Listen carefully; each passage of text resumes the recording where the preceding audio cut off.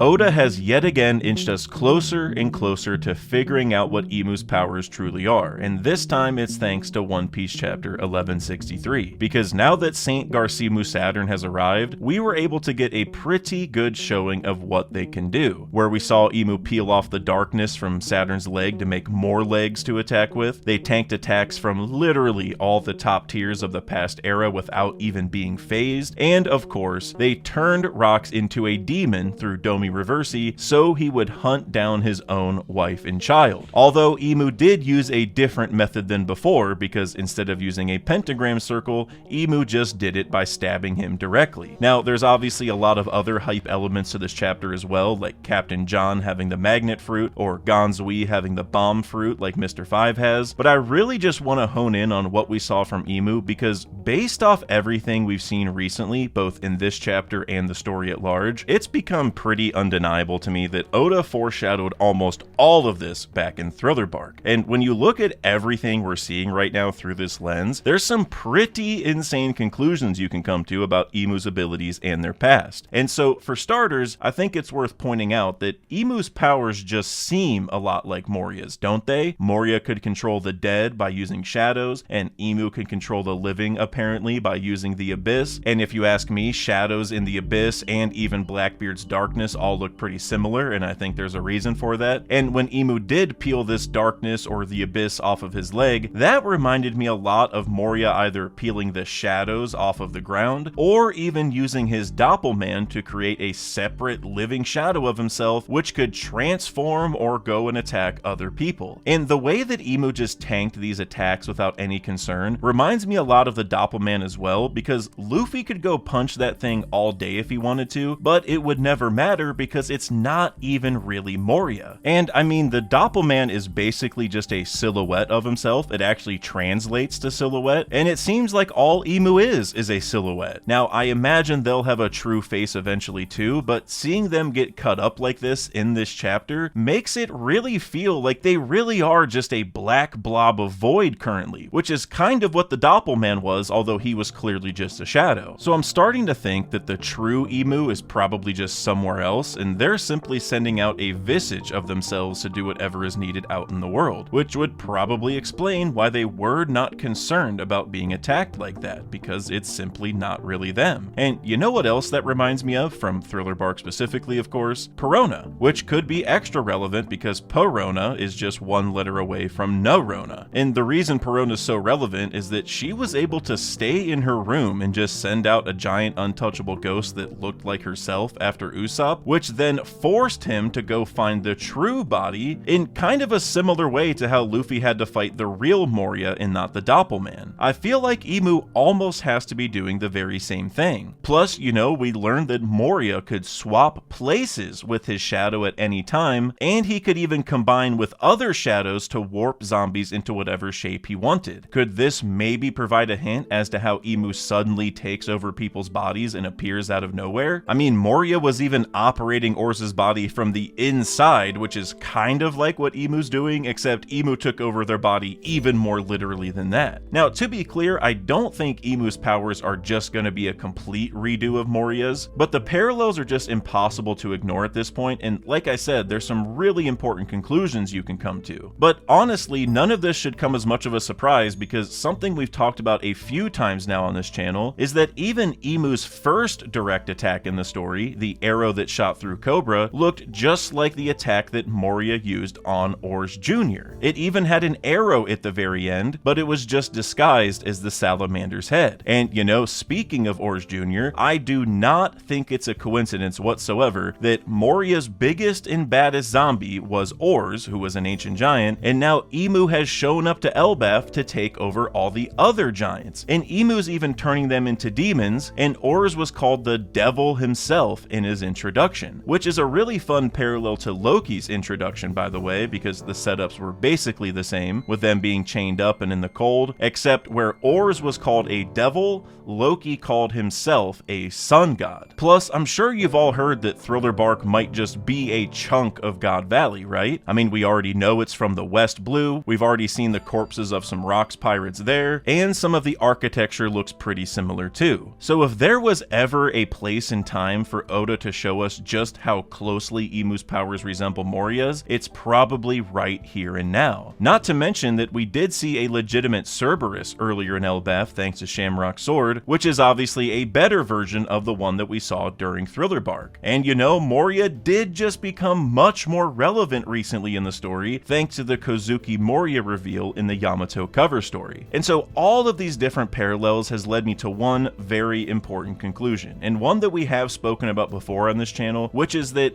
Imu just has to be the Thriller Bark monster. And honestly, that monster might even be this exact form. I mean, look at how well Garcimu Saturn fits into the silhouette. Although to be fair, I also wouldn't be surprised if the Thriller Bark monster was just Imu in all of the Gorosei, and maybe some of the extra features are just hidden by the mist because Oda wanted to foreshadow it with what we saw during God Valley. Because I mean, I would have to imagine that now that we've seen Imu and Saturn merge, Oda's building up to a point where Imu is going to merge with all of them, right? I feel like it's almost a guarantee at this point, which reminds me of one other Thriller Bark connected thing, which is docking. Because we obviously saw Frankie try to do this, but Robin refused, and I think it would be a pretty funny gag if Imu ends up docking with the Gorosei later, and Frankie takes one look at it and just goes, "Hey, I told you all this was a good idea." And I think this could also tie to Rox's line where he called Imu the Rat King, because a Rat King is when a bunch of rats are tied together. So could this maybe just be because two rats, being Imu and Saturn, merged together? Or is there maybe even more to it than that? Because one fun theory that I had during my live reaction to the chapter is that Imu could potentially just be a fusion of the original 20 kings, or maybe just the 19 kings because Lily supposedly left, which could explain why Imu wants to retrieve Vivi and why Mu's world is incomplete. And again, tying this all back to Moria, this could essentially be Imu's version of Shadow's Asgard, where Moria absorbed 1,000 shadows from around the island to reach his strongest form. And even that attack name is kind of relevant for where we're at in the story, because Asgard is the home of the gods in Norse mythology, which obviously ties to Elbaf. And I mean, even this panel with Moria's eyes feels like an Imu foreshadow in a way. But if you still have any doubts that the Thriller Bark monster could be Imu, I think one of the best pieces of evidence that I found in my video on this topic is simply the timing of it all. Because Kuma did tell the government that Moria lost and Luffy escaped right before we saw the monster show up, meaning that Imu might have overheard that conversation and shot right over there. Because if you go and read it in the manga, it'll show Kuma talking to them after we see the monster, but he was already mid-conversation at that point, after he had already broke the news about Moria and Luffy to them. So this might have been kind of a sly way for Oda to throw us off the trail a little bit. And you also just gotta think about how not only did the government send Kuma to ensure that Moria wouldn't lose, but they also wanted Doflamingo to assassinate him after Marineford. They were very concerned about losing control over either that fruit or the Florian Triangle, or maybe both. And we also heard that every year 100 ships go missing in the Florian Triangle, and this was going on well before Thriller Bark ever got there. This tells us that the scope of the Florian Triangle mystery is obviously much bigger than just Moria and Thriller Bark itself. So now we gotta figure out what exactly is going on here. Like, what can we conclude about Imu's powers based on all of these parallels? And why is the Florian Triangle so dang important? Well, before we get to all that, let's hear a word from the sponsor for today's video, ExpressVPN. Have you ever tried searching for a show on your favorite streaming platform just to come up empty-handed? Well, oftentimes they do have it, but they're just restricting your access to it based off where you live. But that's where ExpressVPN comes in. Because a VPN, or virtual private network, is designed to keep your online activity private by accessing secure servers, which ExpressVPN has all around the world. And by changing your location, you're essentially able to trick the streaming platform to showing you what you want. I mean, take One Piece, for example. We still don't have the Whole Cake or Wano arcs available in the US somehow, but if I just swap over to Japan, then there they are. And I was actually hoping to watch The Office recently as well, but that's not available in the US at all. However, one swap over to Canada, and then I could watch it no problem. And that's why I really like using ExpressVPN. They also allow you to connect up to 14 devices on one single subscription, so you can take advantage of the streaming platform's libraries no matter where you're watching them. Not to mention, you're also going to have your data protected because they encrypt and reroute 100% of your data through secure servers. And if you want to find out how you can get up to 4 extra months when you sign up, just click the link in the description description box below at expressvpn.com/daksake. So thanks again to ExpressVPN for sponsoring, but let's get back to Emu in the Florian Triangle, starting with how if this monster really is Emu, then that would almost have to mean that there's something under there that Emu is protecting, maybe being something Emu cares about, or even a weakness of some kind. Bare minimum, it's something that Emu does not want other people finding. And I do have some ideas for why this could be, and last time we talked about this, Domi Reversi was not a thing yet, so now the ideas are even spicier, but I think it would kind of help to start by just breaking down what we already know about Emu's abilities, because that may provide some important clues, because as I mentioned, they aren't gonna just be a one-to-one of Moria's. I mean, that would be kind of bland to recycle the shadow powers so closely, and Emu's powers have already done a lot of things that Moria's never did. So I kind of view this more like Emu just has a superior version of Moria's powers. Now, I'm not saying that Emu even has a devil fruit, like in the same way that some fruits are upgrades over others, but I just think that instead of using shadows, Emu's upgrade over that is using the Abyss. Now, what is the Abyss? Well, that's kind of the million-dollar question right now, because we still have a lot to learn about it, but generally speaking, from what we've seen so far, it seems to be the medium by which the government uses these pentagram circles, and it requires the mark of the Abyss to even use it. Typically, use of the Abyss is characterized by some sort of fiery energy, hockey lightning, and then some sort of black goop that transforms into whatever is being summoned. The anime made this goop pretty obvious during Saturn summoning, but you could even see it with Emu in the last chapter as well. So I imagine that this goop is either made of the Abyss or at least comes from the Abyss, and this sort of fills the role of the shadows since it can warp into whatever shape that Emu wants, whether that being a spell book, a shotgun, or probably these extra legs that peeled off of Saturn's leg. And I think the one thing that we can say for certain about these circles is that they have some tie to the underworld. And we've talked about this here quite a number of times already because of Brook's time skip, where he found pentagrams just like Emu's that were meant to literally summon Satan. And you know, we did meet Brook during Thriller Bark, by the way, so there's yet another connection here. But what this all seems to tell me is that the circles are almost a gateway to the underworld, or some gateway to the Abyss, and that is what enables everything else Emu is doing. So this could mean that when people teleport through these circles, or when they're summoned through the circles, they may literally be passing through the underworld on their way there. I almost view this like a new version of Blueno's door fruit in a way, but instead of the door dimension, it's just the underworld that they're using. Which would also bring Tot Musica into the equation from Film Red, because it was also a demonic figure that was summoned, which could only be defeated by fighting it in two different dimensions. And remember earlier how we talked about Emu potentially just being a visage of their true selves, with their true body being somewhere else? Well, what if that's because the true Emu is hiding away in the underworld, and they're just using these circles to send that visage wherever they want? Meaning that we would either need to access the underworld to beat the true Emu, or maybe pull that Emu out of there somehow. And with Emu being called the World recently, this might be exactly what Roger, Odin, and Whitebeard meant by turning the world upside down one day. Perhaps we need to reversi or undomi reversi Emu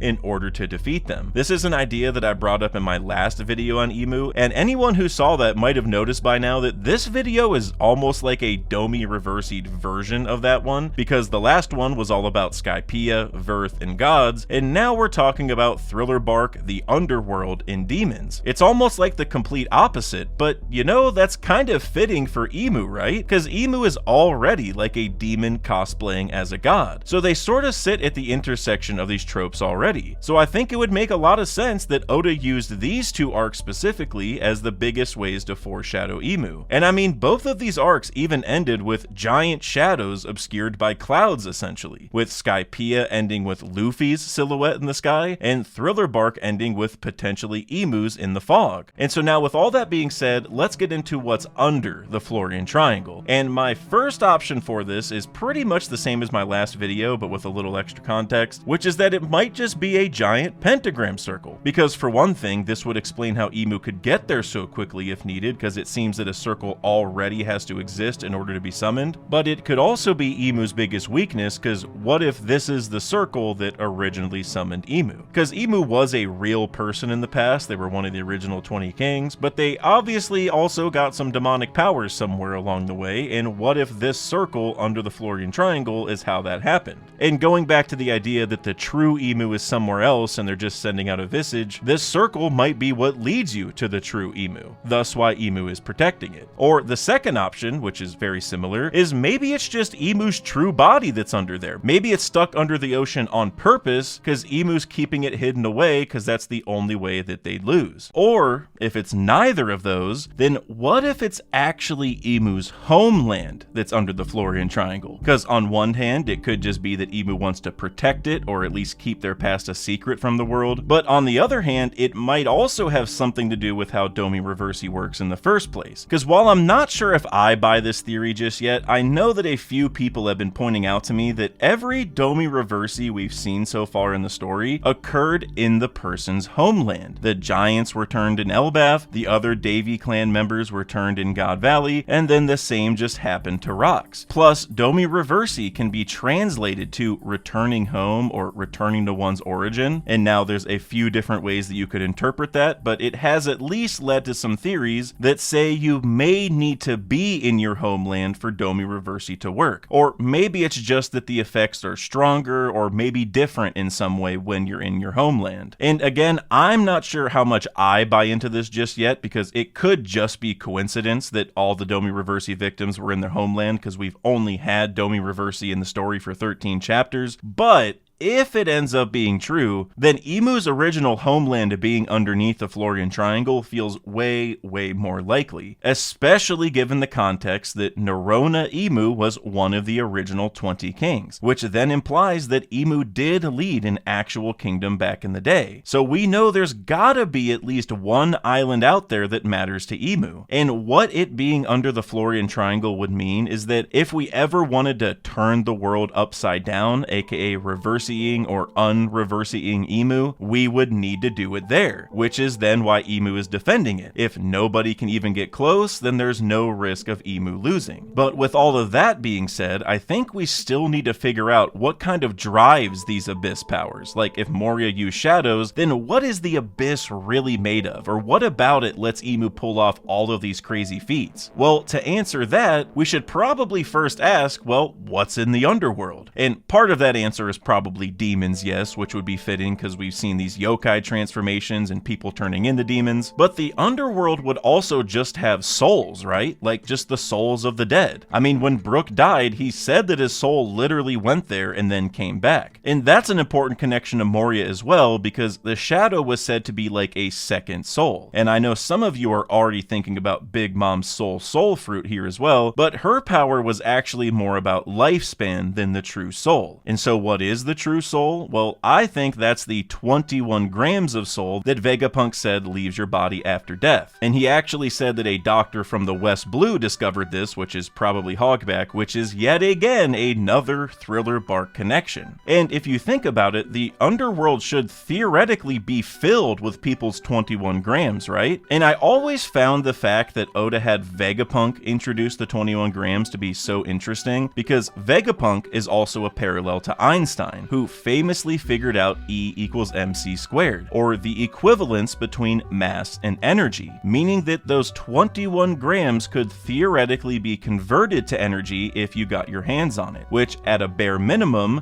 could tell us how the Mother Flame was created, but it might also tell us the source of Emu's power or even devil fruits as a whole, meaning that what if Emu just uses people's souls from the underworld to power everything that they're doing? I mean, that would certainly sound like something a devil type character would do, right? Or even another way to think about it is that Emu might be manipulating your own soul or even replacing it with another. And I think one of those are actually what's probably going on here, or at least at a bare minimum with Domi Reversi. Because for one thing, when Rox got stabbed by Emu's arms, he said it didn't hurt or even itch. It's like Emu bypassed his normal mortal body and hit something else. And at least for right now, I'm guessing that that's his soul. And you know, turning into a demon and losing control of your mind or your actions reminds me of one very important thing: failed zone awakenings. Because as Shaka told us, most zone awakenings overwhelm the user's mind. Our best example of this is the jailer beasts from Impel Down, who were just like mindless monsters in somewhat of a similar way to the Reversi victims, even to the point that they were able to at least follow orders from Sadie like the Reversied people follow orders from Emu. And by the way, I don't think it's a coincidence that this all happened in Impel Down, which is another arc that parallels Hell. And I also tend to think of the original Monster Point Chopper in the same way too, because while it wasn't an awakening per se, it probably fits the same mold since he even attacked Frankie when we saw him, which told us that Chopper was just on a total rampage. So I think what's going on here is that whatever zone fruits do to someone when they awaken is essentially the same thing that Emu is doing to other people. And even think about the fact that they don't just turn into any old demons, they turn into demonic versions of themselves. It's almost like they ate a human fruit model devil fruit, and Emu's just forcing the awakening. Now, I don't think that's literally what's happening, but that's probably a good way to think about it right now, especially given that the Gorosei all have these zone awakenings which weren't even revealed to be devil fruits. So just like how normal devil fruits need a host in order to manifest the powers in the real world, Emu's probably doing the same thing with legitimate demons from the underworld. Like, Emu is bringing back the most evil souls of the dead, but in other people's bodies who are alive today. Which, again, would be another parallel to Moria, except where Moria brought back people's corpses with other people's shadows, Emu's using people's living bodies to bring back other souls. But either way, this all led me to one final thing that we need to discuss, and I expect there will be a lot of talk on this topic going forward. But now that someone as strong as Rocks got Domi reversied, what are the chances that Luffy gets Domi reversied eventually? And if he does, what could that look like? Because on one hand, there is a chance that the Nika powers protect him from that, which could be why he's considered to be so formidable and why Gunko said her greatest fear was Nika. But I think there's also a chance that Oda just does it anyway because it'd be awesome. And I get that it's hard to imagine Luffy actually setting out to go hurt his crew, but even in Little Garden, Miss Golden Week's betrayal Black stopped Luffy from helping the crew there, so there is kind of precedence for this. But the biggest reason why I think this almost has to happen is because him getting Domi reversied would provide one final major parallel to Thriller Bark, which is Nightmare Luffy. That was easily one of, if not my absolute favorite transformation in the series, because it was just kind of so random, but it also gave Luffy new abilities that he would normally never have, like using a sword, for example. So I think where this is going is that Luffy will get Domi reversied, but will then somehow turn that into a power-up for himself that comes back to bite Emu.